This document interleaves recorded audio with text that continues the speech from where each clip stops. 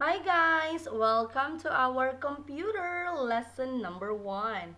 And we are going to talk about the processing device. Okay, or the CPU, what we call CPU. So what is a CPU? A CPU is a central, the meaning of CPU is central processing unit. Okay, it helps convert all the data into useful information. It is also known as the brain of the computer, and it is located where? Inside the system unit. Again, we are going to talk about the processing device or the CPU. What is the meaning of CPU? Very good. And it is known as what?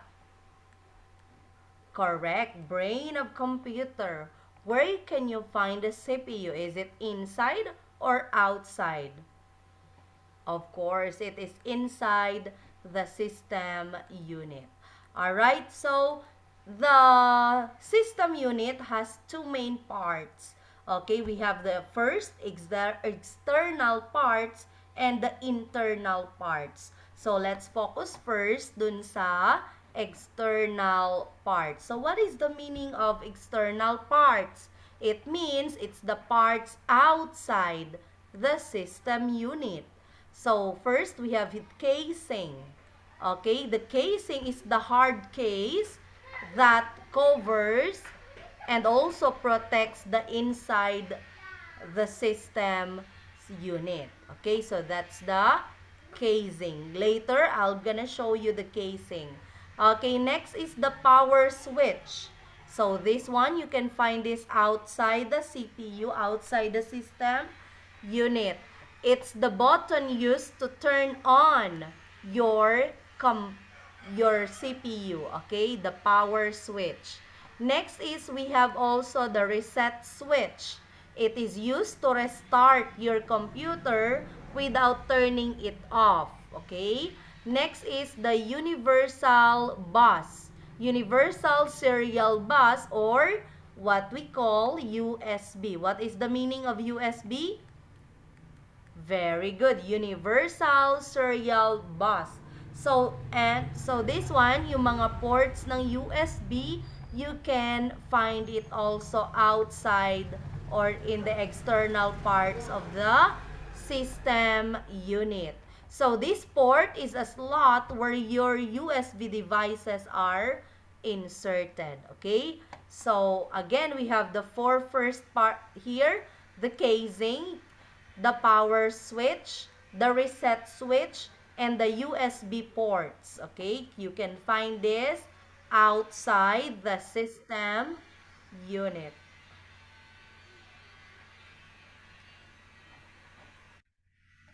Okay, next let's have the next one. Okay, the next one is the still external parts. Okay, still external parts. We have here the CD, DVD, and ROM drive. So this one is where you insert your CD or your DVD. Okay, next is we have the headset and speaker port. It is the socket the head where the headset or the speaker is inserted. Next is we have here ports or it's holes at the back of system unit. And last, LED, the meaning of LED is light emitting diode. Okay, the meaning of LED is light emitting diode. And diode, the LED is the blinking light around the power switch. So these are the external parts. Alright? So this one, here we have this one is the casing, the hard part.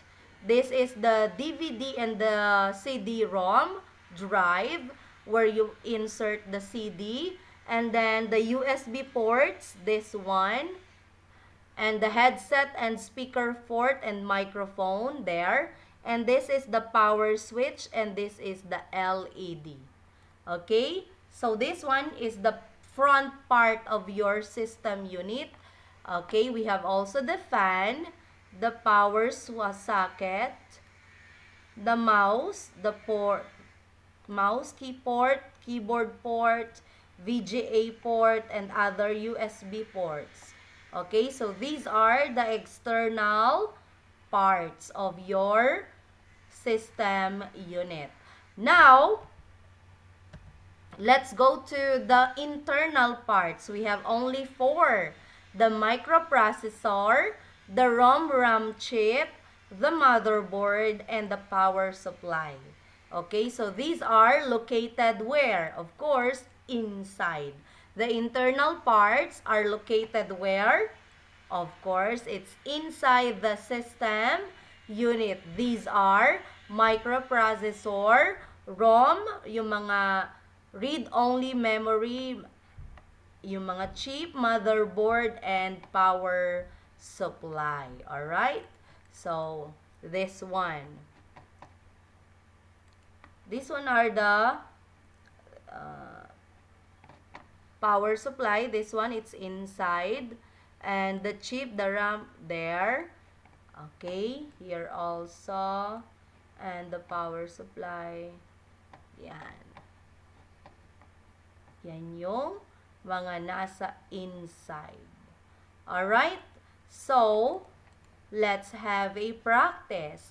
Let's see if you can remember the parts, if it is inside or outside. Okay? So, CD, DVD, and ROM drive. Is it in or out?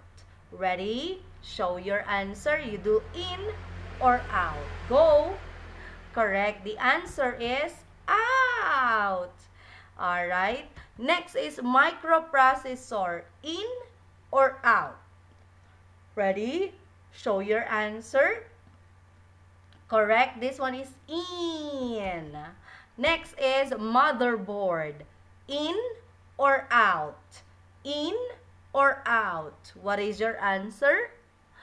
Show your answer, please.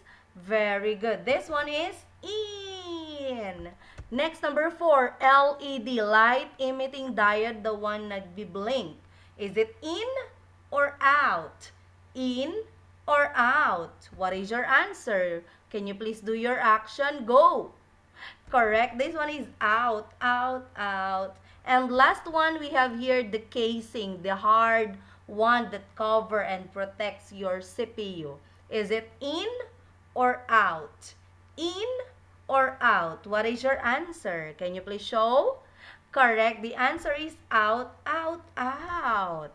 Okay, so remember the parts of our system unit, if it is inside or outside. Alright? And now, let's proceed to the bookwork. Okay, open your book on page 84. Get your computer book and open it on page 84. So you are going to identify the following parts of the system unit. Write in if it can be seen inside the system unit, and write out if cannot be found if it can be found outside the system unit. All right? Now let's have the number 1, LED, in or out. Please write your answer. You're gonna write in or out. Next, number 2, USB port. Is it in or out? Next, number 3, motherboard. In or out? Next, number 4, microprocessor. In or out? And number 5, RAM chip. In or out? Next, number 6, ROM chip. In or out? Next, number 7, power supply. Power supply. In or out? Next, CD, DVD, and ROM drive, in or out?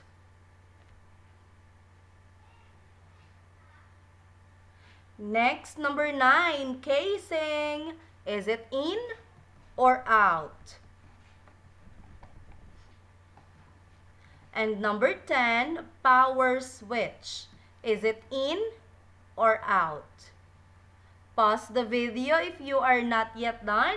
And those who are done, let's proceed to our next topic, which is output devices. So we have, what is output devices? It displays the information using output device. These are used to display the result of what you are doing in your computer. So we can see or we can hear our output. Okay? So, first, we have the examples are our monitor. We can see our work in our monitor. And in a printer, when we print it, we can see our output there. And the speakers, we can hear our output also. So, we are going to focus first sa ating monitor. So, what is a monitor? Can you please read?